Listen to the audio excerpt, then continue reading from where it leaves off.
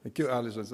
Thank you for the very kind introduction. It's always emotional to be back here, in particular when you're actually showing a picture of that time, which, as you see, is quite a long ago.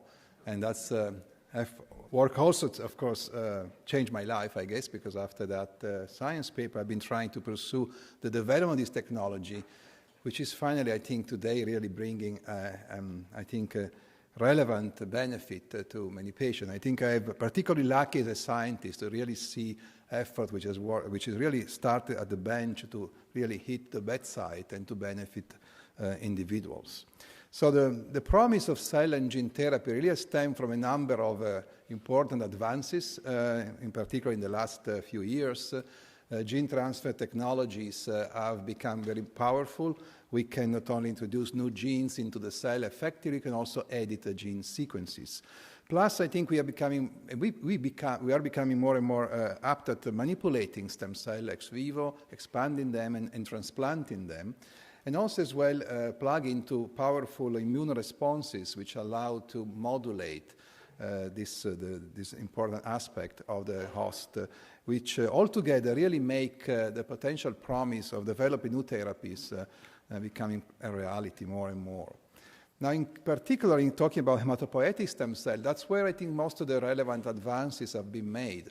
Not surprisingly, because there is substantial clinical experience with stem cell transplant from healthy individuals to treat several diseases. And I think cell and gene therapy has really benefit from that clinical experience to advance effectively. And essentially, the difference from an allogeneic transplant when we do stem cell therapy is that the cell come from the same patient, and they are also cultured ex vivo for the genetic modification which we want to introduce, after which they are infused back into the patient after some level of conditioning, which essentially is a chemotherapy-based regimen which makes space for the modified cell in the marrow. Now, once the newly modified cell have engrafted stably, they can give rise to different progenies of gene-modified cell.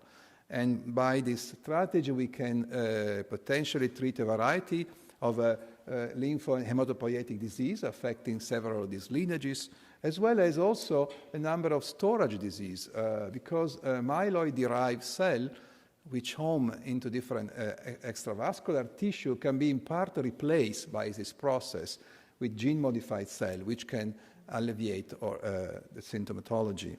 And as we become more and more confident with these strategies, we'll see we can also potentially address more prevalent disease like cancer and infection, and that's what I'll talk about later.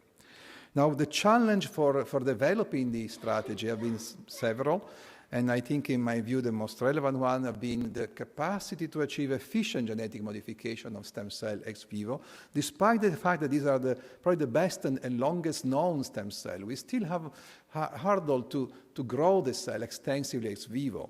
And if you have a perfect, a very precise genetic modification, however, in very few stem cells, there's not much you can do in the clinic. So you need to preserve those stem cells in terms of biology, and then also you need to have enough cell to treat a patient when you think about translational science. When we replace gene, often we have to also take care of expression regulation. We can't simply put a gene back with a vector. In some cases, constitutive expression may be toxic or leading to altered growth. And importantly, any kind of genetic modification, whether it's a gene replacement or gene editing in stem cell, is a mutation by definition, which affects, of course, the DNA. And it's per se has the potential of causing side effect. Gene replacement may still land, is semi-randomly in nature, where it hits the genome, and may lead to inadvertent activation or inactivation of cancer gene or proto-oncogene in the genome. And gene editing, similarly, may also cause off-target effect. So despite this hurdle, the field has made substantial progress. Amazingly enough, we actually have one type of hematopoietic stem cell gene therapy for a rare immunodeficiency, which made all the way to the market. This is a form of gene therapy which can be actually prescribed by doctors and delivered as a product manufactured by a pharma company. This is actually work done in our institute in Milan. And I think it has opened the way to commercialization of this, in a way, still surprising drugs made on autologous cell derived from the patient.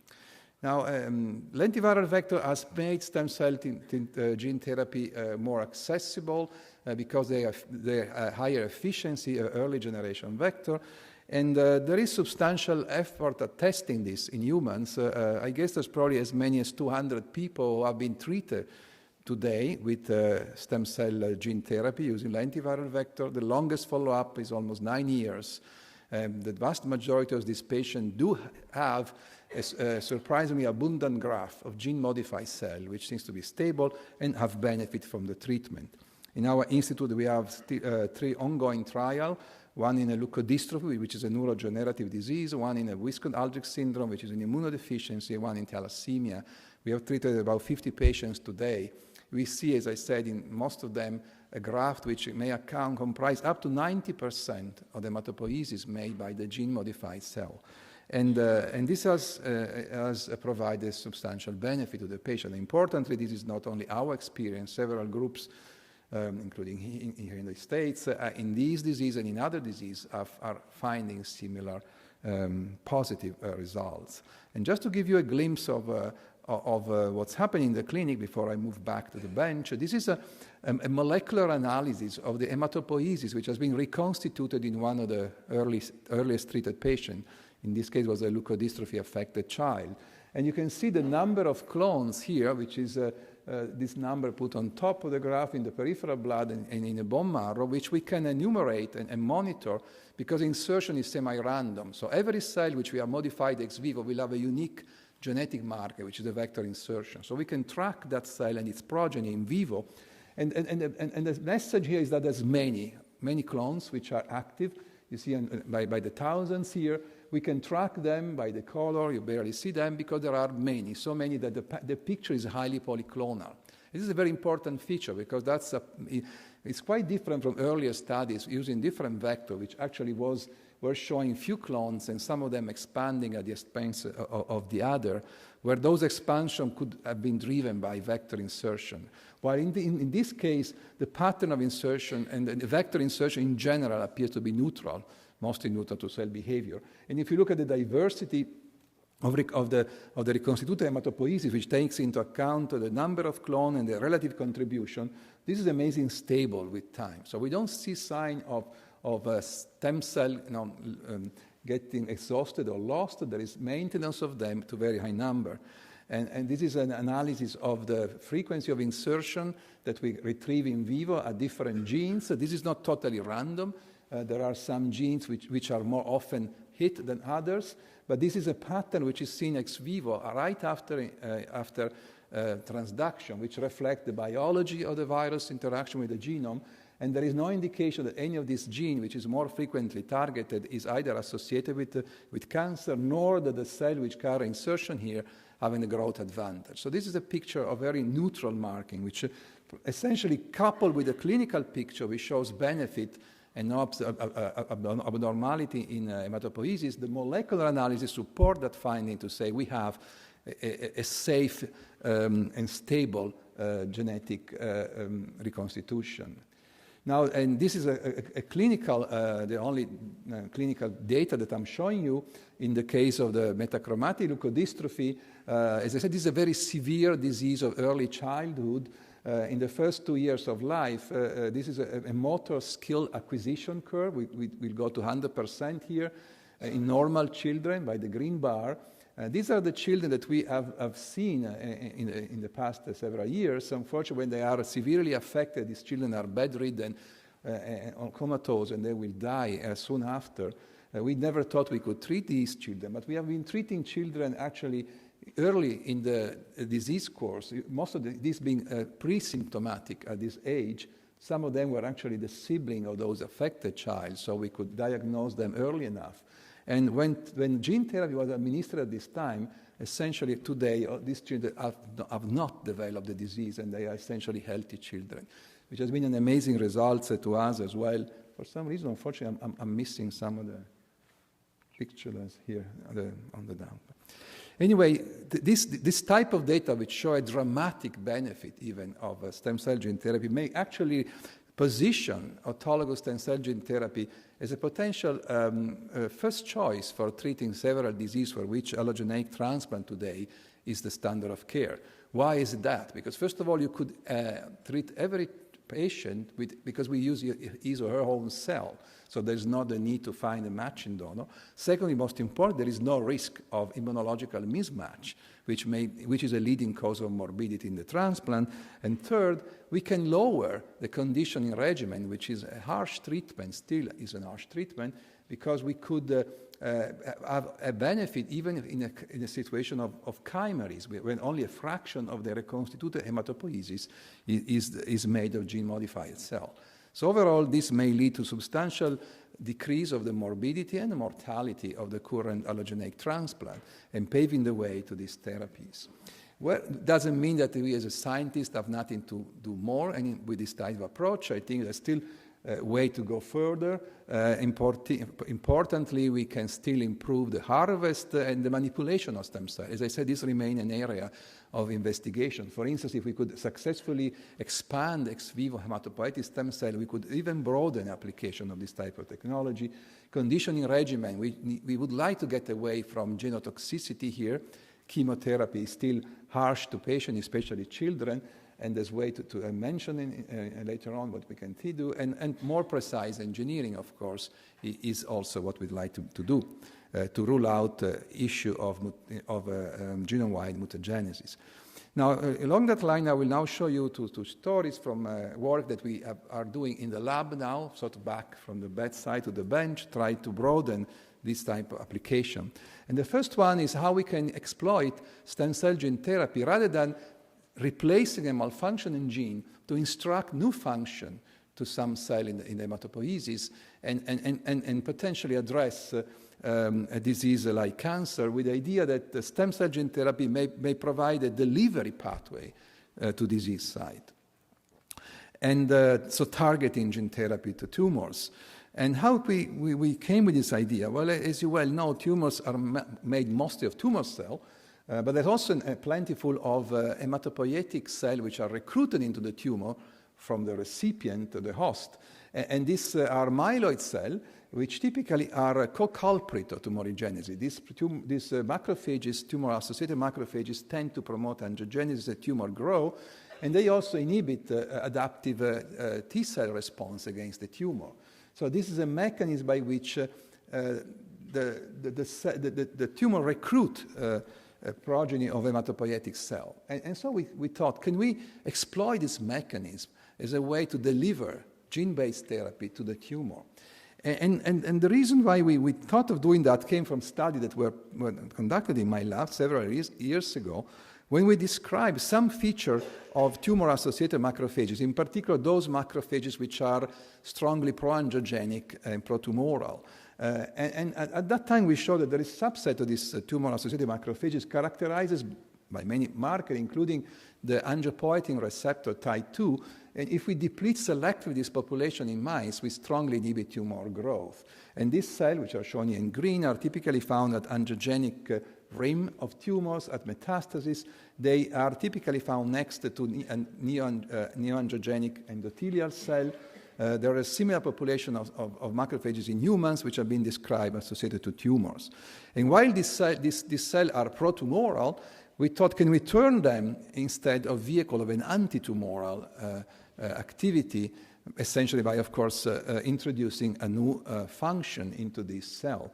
And in particular, we thought, as an example for that strategy, to express from this cell interferon alpha, which is a well-known pleiotropic cytokine, which has many activity, including potentially anti-tumor activity, but its clinical use has been hampered by the toxicity of systemic administration of interferon, while what we were trying to do here is targeted delivery at tumor site. And so the strategy essentially would be to introduce our transgene, which is an exogenous alpha interferon gene, into a stem and progenitor cell to allow steady supply of gene-modified progeny along this line, myeloid cell being in general short-lived, so we need a continuous supply, but limit or target expression of that gene only to the progeny here of tumor-associated macrophages. And how we can achieve that is by engineering a vector to reproduce the pattern of expression of the type 2 gene, which, remember, is expressed into this progeny of tumor-associated macrophages. So we will engineer the vector to have a TEM-specific expression by exploiting transcription regulatory sequence of the type 2 gene. And as usual, things are not so easy because type 2 is not only expressed by those TEM-differentiated cells, but also is expressed by the stem cell themselves as a quiescent factor. But because we like so much the type 2 promoter here, is because it's expressed to very low level and quite stringent expression pattern, we decided to overlay onto this level of transcription regulation another level of regulation, taking advantage of post-transcription regulation made by microRNA. And essentially, we introduced this concept several years ago that you can quite simply modify any vector or any gene expression cassette by introducing a target sequence for one or more microRNA. This makes the vector susceptible to microRNA regulation, which, as you well know, is a negative regulation. So you essentially, why with promoter transcription element, you can direct expression to a desired tissue. By this strategy, you can detarget expression from unwanted tissue. So you can actually combine the two regulations as shown here in a schematic in which our vector is landing in a stem cell will be primarily expressed into the stem cell compartment as well downstream into this differentiated compartment here. And then we identify a specific microRNA, 126 in this case, which is preferentially, if not selectively, expressed into the stem cell compartment only. Having modified the vector transcript with target sequence for that microRNA, we can fully suppress the translation of this transcript into this cell while maintaining here. So we can achieve a very stringent expression regulation. And by doing that, we can now modify hematopoiesis with this strategy so that, and then interrogating activity against several tumor models, which we have done for the past few years in mice, and we have shown both robust effect directly on tumor and vessel growth, but very interesting also activation of innate and adaptive immunity at the tumor site. And just to give you an example of how efficient this can be, of course, in tumor models here, these are liver metastases of a colorectal cancer, which is monitored in mice by, you see by MRI, you see the growth of this metastasis in the control mouse, and here are gene therapy treated mice in which there is either the metastases do not develop, or if they initially develop, will regress effectively. And you see actually this is the metastasis, the outgrow, and while the control mice had to be sacrificed at a certain point, many of the other gene therapy treated mice survive long term. So to test this in the clinic, of course, we thought we should best exploit disease setting where patients normally undergo autologous stem cell transplant, which are some hematopoietic malignancies in which to provide strong chemotherapy treatment to the patient, the stem cells are harvested before the treatment and then reinfused after that. And we thought we could actually modify this treatment by adding a fraction of this cell genetically modified according to our strategy. We don't need to have a full graft or gene-modified cell in our strategy. So to model this treatment, we use a model of acute lymphoblastic leukemia, which aggressively grow in mice, which we have developed in the past. And you can see here in blue the gene therapy-treated group, which show substantial inhibition of the leukemia, grow, and interestingly, a fraction of the mice treated with the interferon gene therapy completely cleared the leukemia and had no more sign of the disease. We thought that this typical behavior by which a group of genetically identical mice clear completely the tumor usually reveals adaptive immunity against the tumor. We monitor that by introducing a nominal tumor-associated antigen in the leukemia, which will be OVA, which would allow us to monitor the induction of tumor-specific immunity, which we did see in the gene therapy-treated mice. These are T cells which have OVA-specific. They are induced to much higher frequency in the interferon versus control gene therapy group. And interestingly, if you grow ex vivo this cell, they'll be highly effectively, while this cell, which have emerged in the control mice, are essentially anergic ex vivo, indicating a failure to robustly mount an immune response to tumor-associated antigen in the control setting. What is our gene therapy is doing? Essentially, this is a gene expression analysis in a tumor site, which is a spleen in this case, of interferon versus control mice. We see the superimposal of an interferon responsive gene signature in the tissue, as well as a Th1 skewing of many immune genes, indicating sort of a reprogramming of the tumor microenvironment, which we have different markers as well, which lead, as I said, to a long-term survival of a fraction of the mice, which can then be rechallenged with the leukemia, and they show full survival, to rechallenge with secondary strong response to the tumor antigen. And interestingly, if we rechallenge these mice with the parental cell, which are over-negative in a mixture, they still survive the challenge, and they even survive a challenge to the parental unmodified cell only, indicating that these mice develop immune response to multiple tumor-associated antigen in this case, which we have actually also identified. I have no time to go through, but essentially in summary for this part, we have shown that an immunosuppressive tumor microenvironment is also present in this hematopoietic malignancy model, which lead to potential inhibition of induction of effective tumor responses, which can be reversed by reprogramming the tumor microenvironment to our gene therapy strategy, leading to induction and expansion of tumor-specific CTL against multiple associated antigens. I've not shown this data. And finally, to show the potential of this strategy, we also try to treat these mice with T-cell therapy, CAR T-cell therapy. We will hear a lot today that, it is a very exciting development of a cell and gene therapy. So we generated a mouse-specific CAR here against D19, which is the most effectively used CAR against a B-cell leukemia. This will be, of course, the mouse B-cell leukemia. And when we use, and then we deliver a CAR-modified T-cell to our mice, and while in certain conditions, those CAR T-cells were relatively ineffective alone to inhibit leukemia growth, when we combined the CAR T-cell with the interferon gene therapy, we had a very powerful inhibition of the leukemia and actually suppression of the disease, indicating synergy between the two strategies, which may have many reasons, better and stronger expansion of a CAR T-cell. As you can also see here, those CAR T-cells in the interferon background show stronger sign of activation, and then effective activation, and then presumably lack of exhaustion as compared to the control treated mice.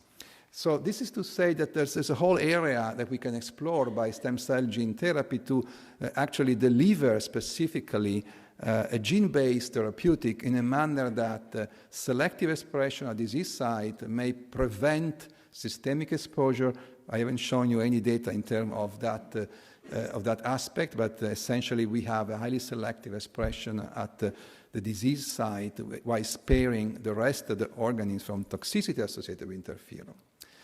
In terms of the second story I want to tell you has more to do with more precise genetic engineering, exploiting targeted gene editing strategy, which allow us to actually target specific sequence in the genome, either to inactivate a gene function, so to generate a somatic knockout, or even more ambitiously rewrite those sequences to edit them to our desired sequence.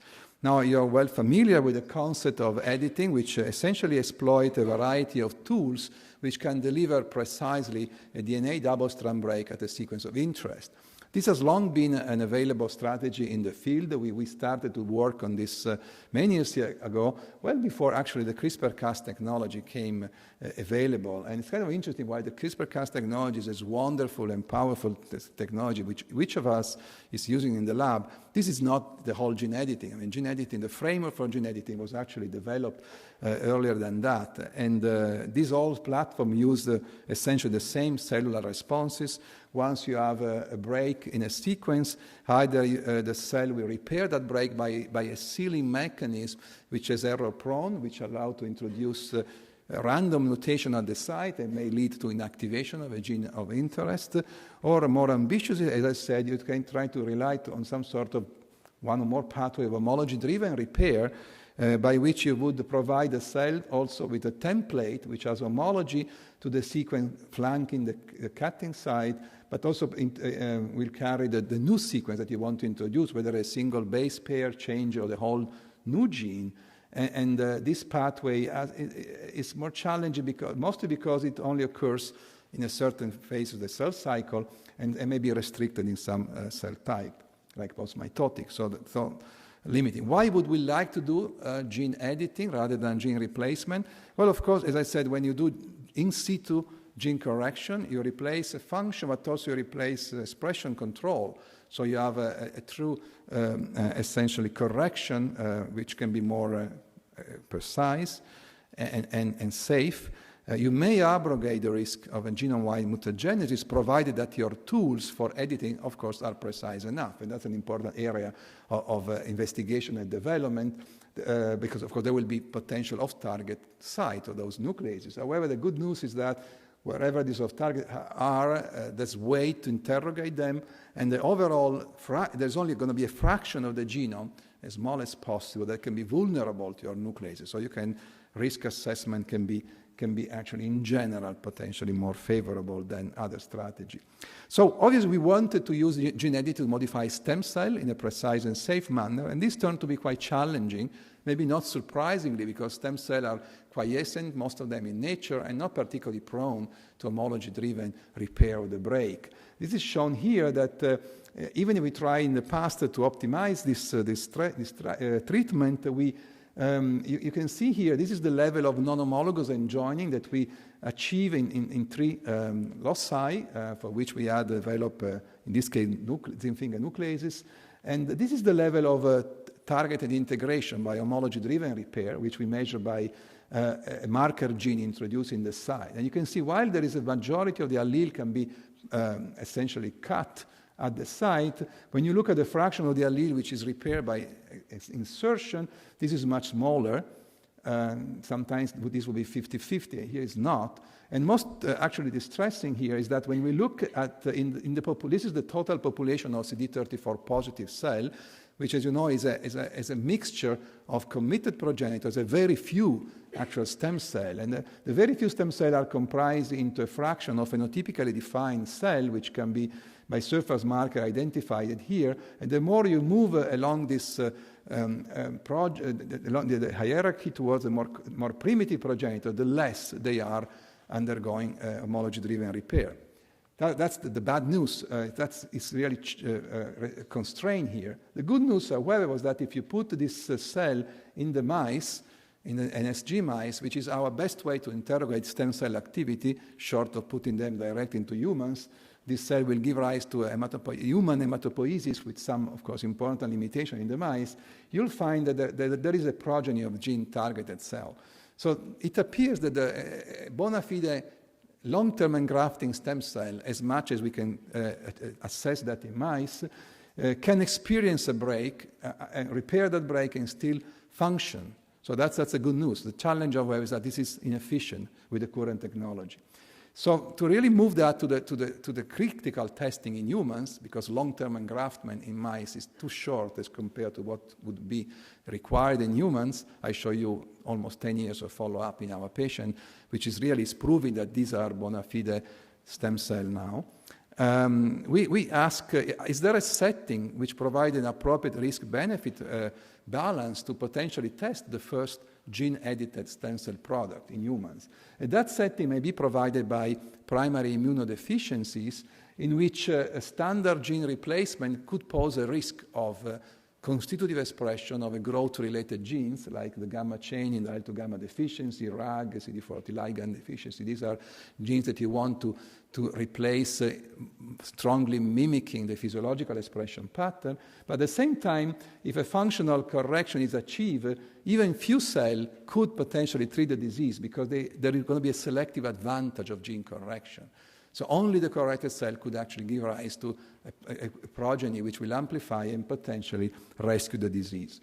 So given that, we started to explore, in this case, the gamma chain model, SKIDEX1, which is a failure of expression of a functional gamma chain, which is a subunit of many cytokine receptors, lead to lack of T cell and in part B cell as well, depending on mouse and humans. complete lack of T cell. And so our strategy would be to knock in situ, in the affected gene, a functional DNA for the IL-2 gamma gene. This is sort of a one-size-fits-all strategy. Rather than designing editing reagents which would correct each individual mutation, which would be almost impossible to translate eventually, by this strategy you essentially repair any mutation which affect the gene downstream the insertion site. And your cDNA will be expressed by the endogenous promoter. So this is essentially an in situ correction as well. And we show that if we edit a normal T cell with this strategy and we have a marker gene here, those T cells will be expressing upon editing normal level of the gamma chain as the unaffected control cell. And if you sort this cell, besides showing they are functional, they have all the edited allele by Southern. The challenge, though, is that there's no T cell in this patient to edit. We have to edit the stem cell. So we went back to our protocol here.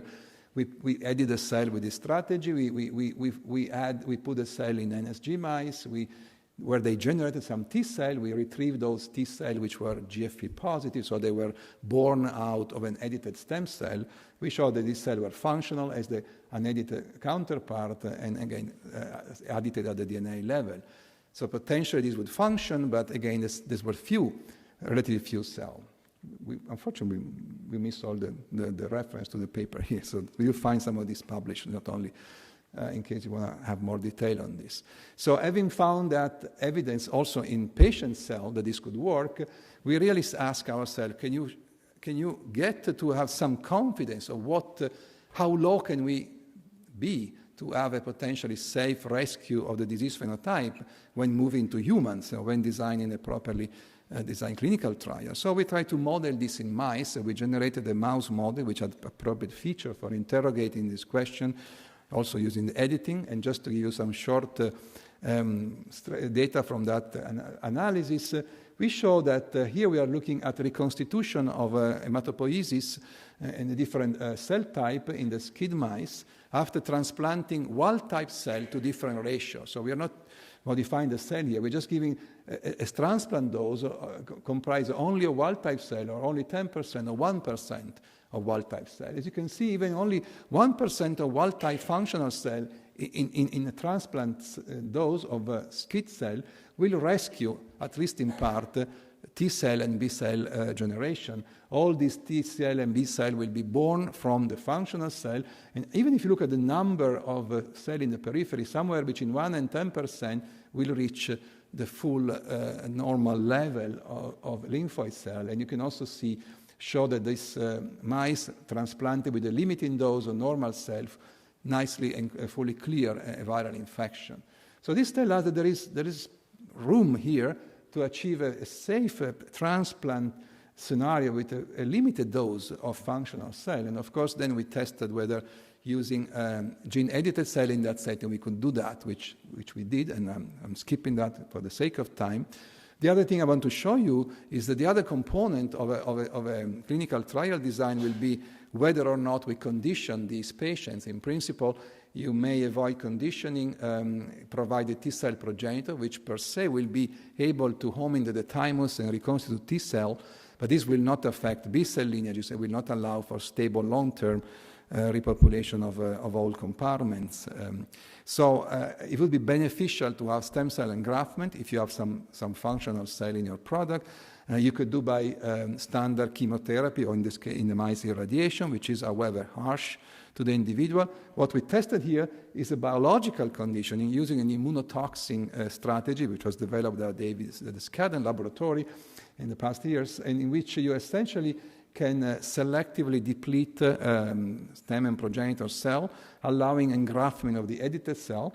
And it's interesting because while sparing most of the tissue, this approach allowed an even better T cell reconstitution. You can see here, this would be the recovery of T cell after a standard irradiation, and this is the recovery after the immunotoxin depletion. This is a transplant dose, which has a limiting amount of wild-type cell. You can see that the cell work better here, presumably because we have better preserved the thymic microenvironment, which did not receive irradiation, so it better support T cell recovery.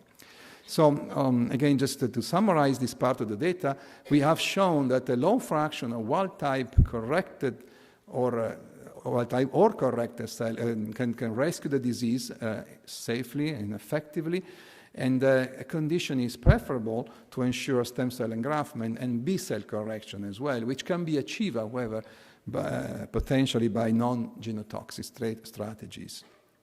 I didn't show you, but with that, we only need few percent of stem cell to engraft in the marrow to allow this phenotypic reconstitution.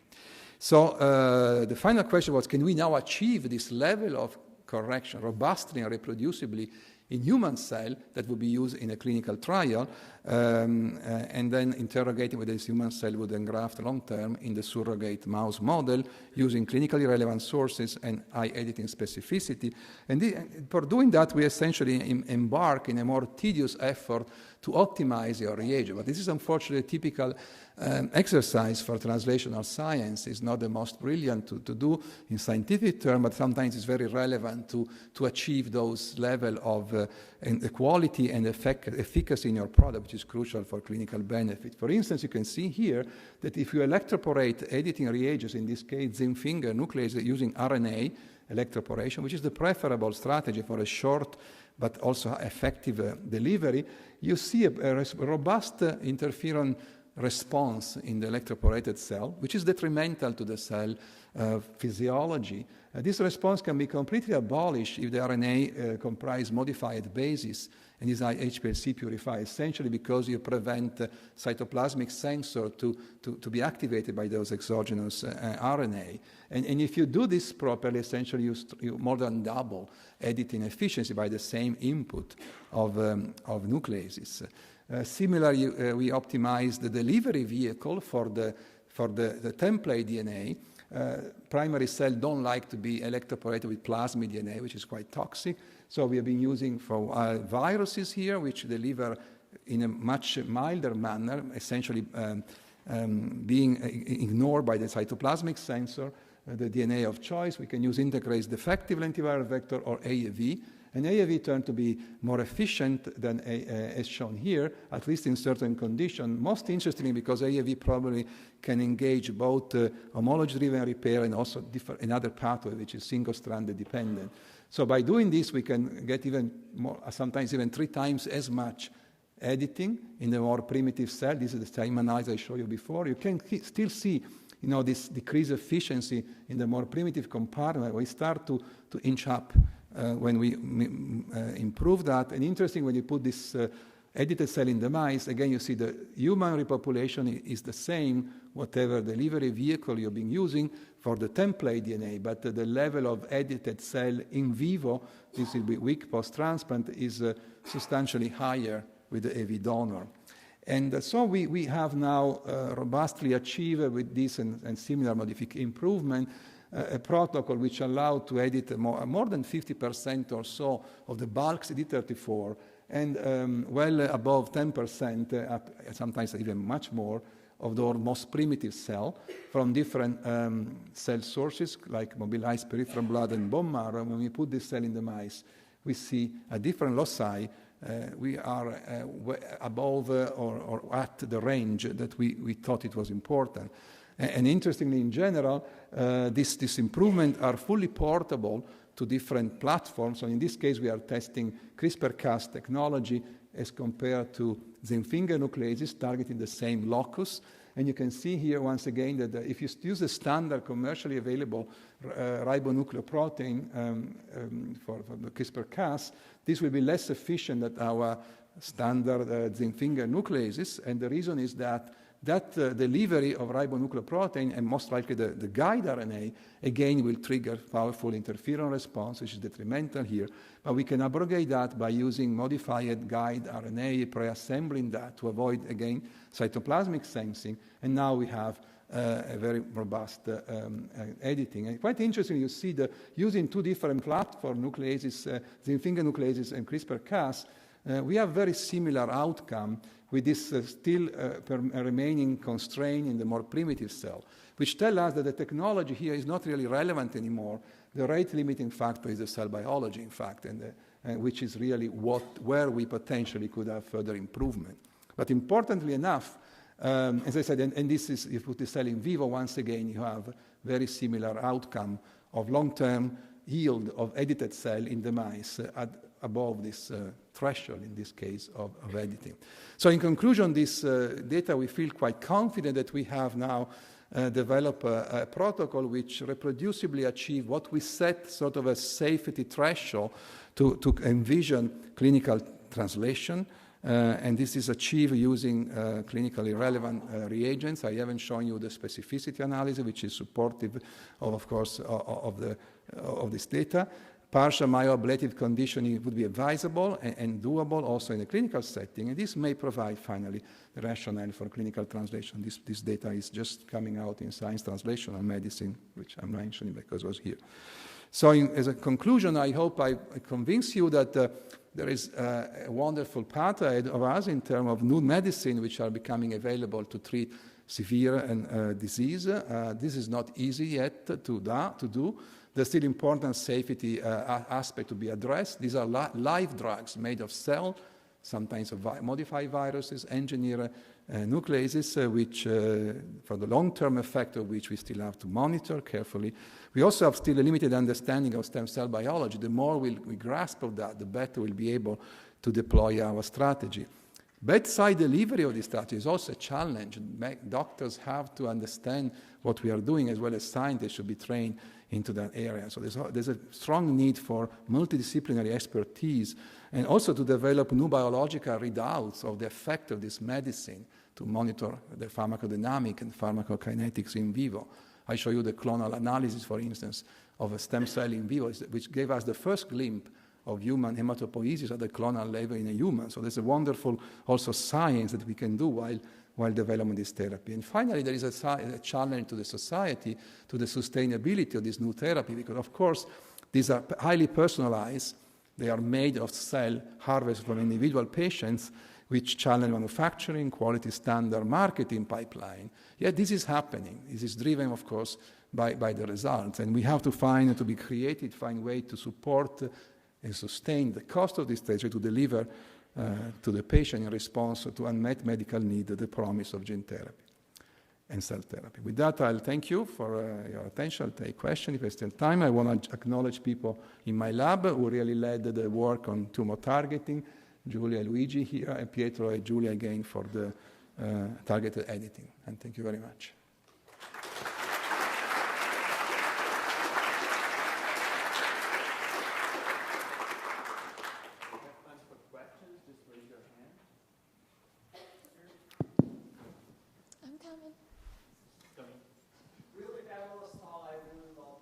You proved many applications.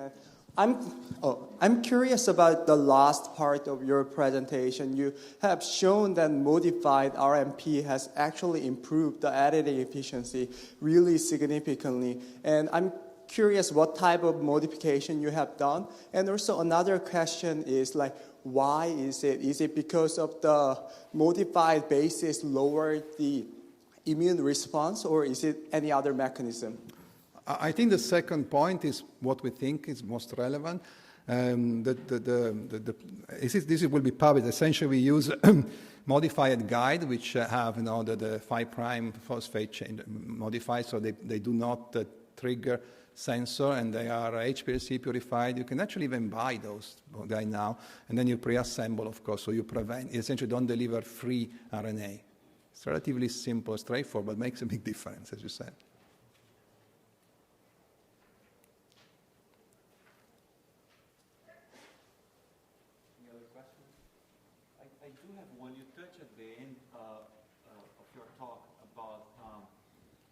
Costs and personalization that for each person. So who is, are you thinking about that? What will be the cost for someone to have a therapy like that? So we have two examples already by the first therapy which have hit the market, the cell-based therapy. One is the original therapy for ADS kit, which was developed in our institute. We were very keen when GSK, which had licensed that therapy, as well, in fact, as the other for the leukodystrophy. And so came to market registration to make sure that, of course, this would be available to patients. So we thought our our mission, of course, as scientists as well, together with the foundation of Telethon Foundation, which supported this work, was that this therapy would be available. So they came up with a cost which was around $600,000, which is a lot, of course, but it's a single once treatment for a disease which would cost tremendously each year to the patient. And potentially this is a cure for the disease. While this would be challenging, the good news was that this cost came with a provision of pay per performance. So if the therapy fails, if the patient has to go back to replacement therapy or to standard transplant, this will be reimbursed. And so that's one important aspect. And so there is a way potential for effect. The second therapy, which is on the market, announced to be on the market now, is a CAR T-cell therapy, the cost of which was somewhat lower than that, more in the $500,000 range. This is for cancer again, and again, so these are very high cost, of course, on the one end. There's also there a provision for some level of monitoring for performance. I think the cost of all of this will be cut down substantially if there is, in fact, industrialization, if there is effort to streamline the pipeline and also to cut the cost of vector production by economy of scale. So if this continue to be delivering in terms of benefit, and the industry has to invest, of course, in that. That could be potentially substantially cut. Hope this will happen. The driver, of course, the oncology will be the driver for rare disease. Are going to be difficult to make this really more efficient. Anybody else? So if not, let's thank Luigi again. Thank you. Thank you.